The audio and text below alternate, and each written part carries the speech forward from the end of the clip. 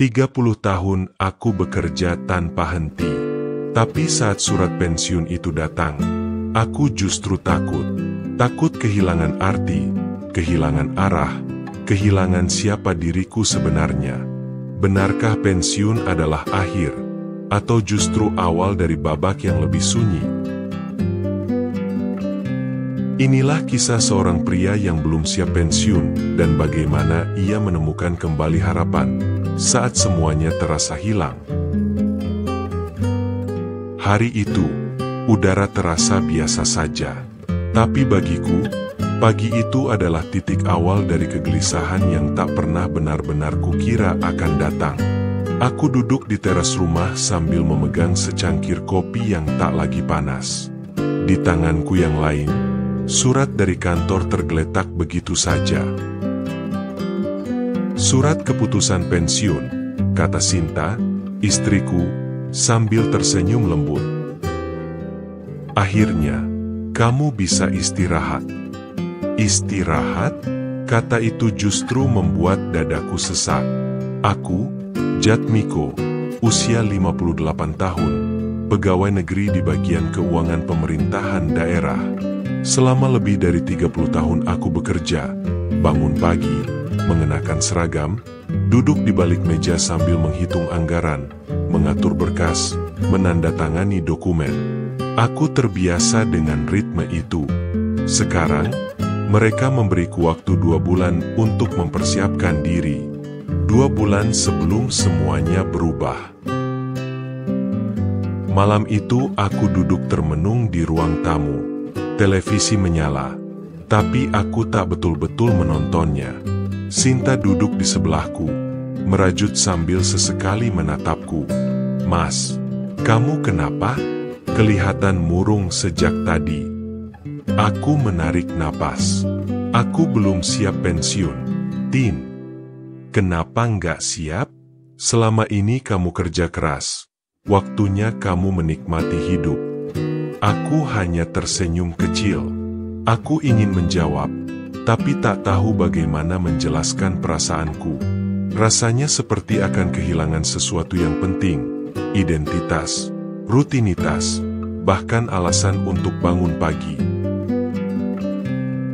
Aku sudah tak muda, benar, tapi di dalam pikiranku, aku masih ingin aktif, berguna, dibutuhkan. Besoknya, aku mampir ke warung kopi dekat rumah. Tempat itu sering jadi tempat singgah para pensiunan.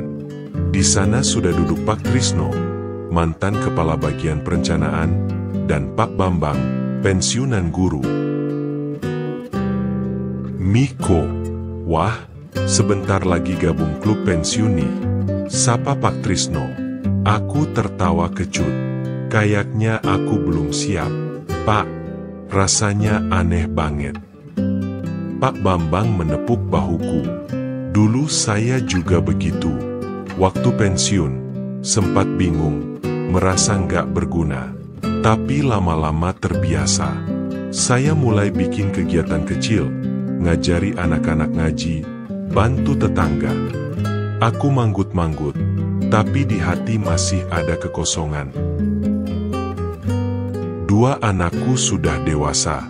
Raka, anak pertamaku, bekerja di Jakarta. Sementara Adinda, anak keduaku, menikah dengan seorang tentara dan tinggal di luar kota. Aku sempat berpikir, setelah pensiun aku akan sering bertemu mereka. Tapi sepertinya, mereka punya dunia masing-masing. Sore itu aku menelepon Raka. Raka, ayah dapat surat pensiun. Oh ya? Wah, selamat ya Yah. Keren, akhirnya bisa libur panjang. Bukan libur sih, pensiun. Ah, pokoknya ayah harus banyak istirahat, main-main, jalan-jalan sama ibu. Aku tak ingin menyela, tapi anakku seperti tak paham bahwa yang kubutuhkan bukan hanya waktu luang, melainkan makna. Waktu berjalan cepat. Hari-hari di kantor terasa seperti hitungan mundur. Rekan-rekan mulai bercanda soal pesta perpisahan. Meja kerjaku mulai kupilah, mana yang perlu dibawa pulang, mana yang bisa dibuang. Setelah resmi pensiun, aku terbangun di pagi pertama dengan rasa hampa. Tak ada seragam, tak ada suara motor kantor, tak ada berkas menunggu ditandatangani. Aku duduk di meja makan, menatap jendela. Sinta berkata, "Ayo kita jalan-jalan, Mas." Aku mengangguk, tapi pikiranku tetap kosong. Setiap hari seperti tak punya arah.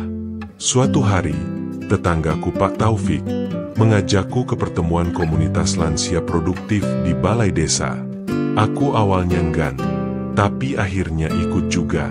Di sana, aku kaget. Banyak orang seusia aku, bahkan lebih tua, yang tampak ceria, penuh semangat. Ada yang jadi konsultan, ada yang buka warung kecil, ada yang bantu sekolah gratis di rumahnya. "Apa yang membuat Bapak semangat?" tanyaku pada salah satu peserta. "Saya hanya ingin tetap berguna," jawabnya. Kalimat itu menusukku. Aku mulai berpikir, selama ini aku mengurus keuangan orang lain. Kenapa tidak mengurus keuangan diriku sendiri? Aku mulai merapikan tabungan. Dengan modal kecil, aku membuka jasa konsultasi keuangan untuk UMKM di sekitar kampung. Awalnya 1-2 orang datang, lalu bertambah. Lalu ada yang mengundang ke acara pelatihan desa. Sinta mendukung penuh. Ia bahkan ikut membantuku mencatat klien dan membuat flyer sederhana. Hari-hariku mulai punya makna lagi.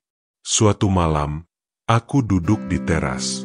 Kali ini, bukan dengan kopi yang dingin, melainkan dengan buku catatan penuh agenda. Sinta duduk di sebelahku.